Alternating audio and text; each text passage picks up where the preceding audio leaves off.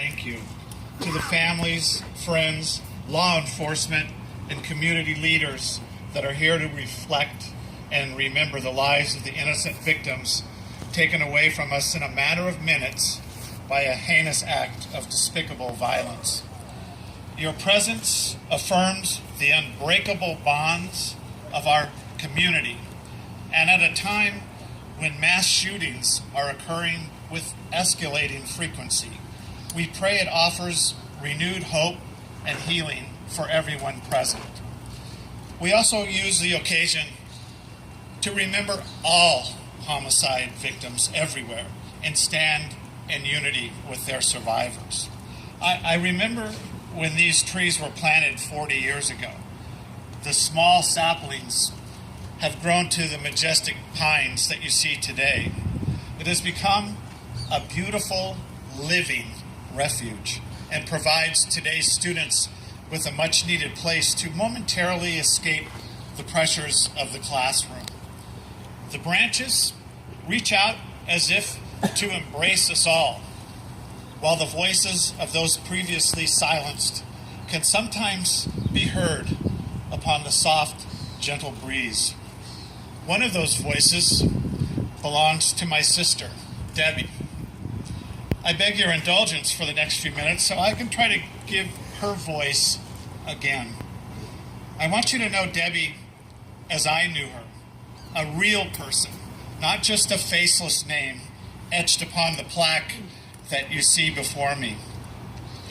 And in the grand scope of someone's life, these few recollections might seem insignificant or even trivial, but they are characteristic of her and remind me of the many happy times we shared growing up.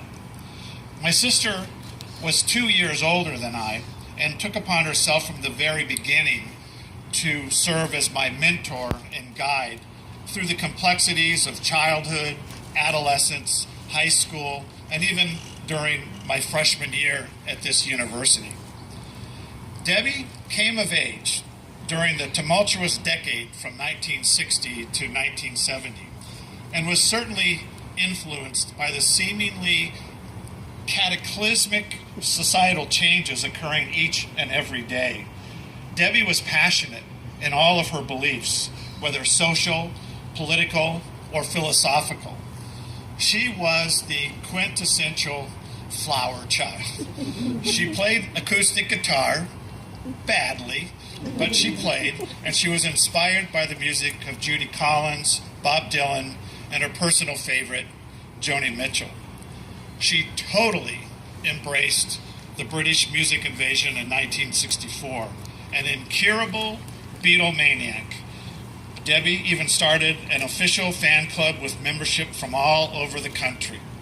She enlisted me to stuff envelopes and make daily trips on my bicycle to the post office.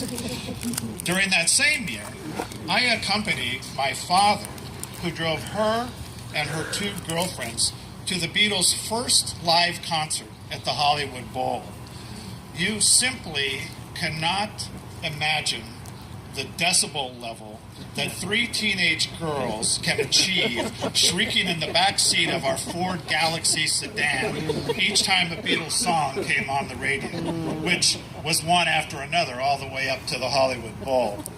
And that very same concert was recorded live and is still available on CD or through iTunes. And when I listen to it, even today, it is strangely comforting knowing that one of those screams of teenage joy and ecstasy belonged to my sister. She had long, beautiful blonde hair, which, just like thousands of other young girls at the time, she would iron to make it straighter. I'd walk in the house, she would be sitting on a chair, and my mom would have her hair laid out on the ironing board, covered with a towel, ironing away. They both would be laughing, oblivious to the absurdity of such a visual. Throughout my sister's short life, she and my mom transcended mother-daughter relationship. They were best friends, confidants. Debbie was also a magnet for stray or abandoned animals.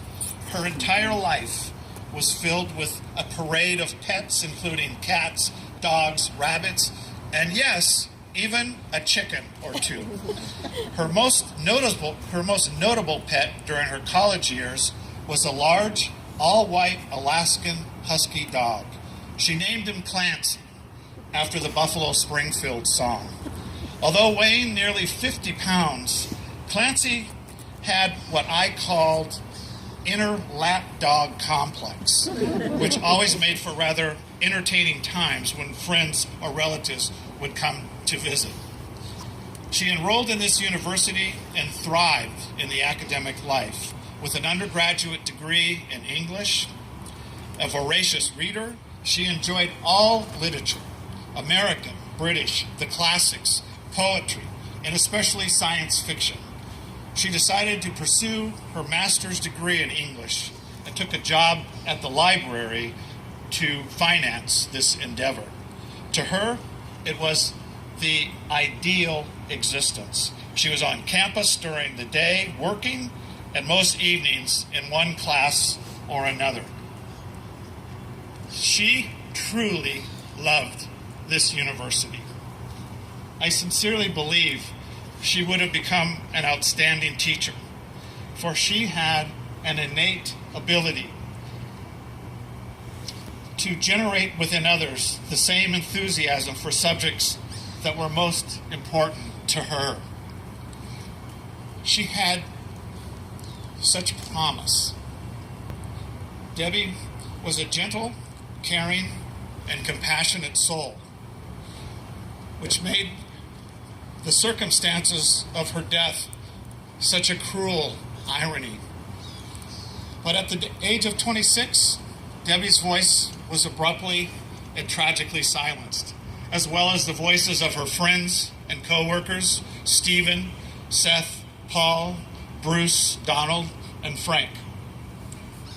So listen closely now to the silent pleas of those innocent victims, urging each and every one of us to remember what happened here and be forever vigilant in the hopes of preventing such a nightmare of this magnitude from ever happening again.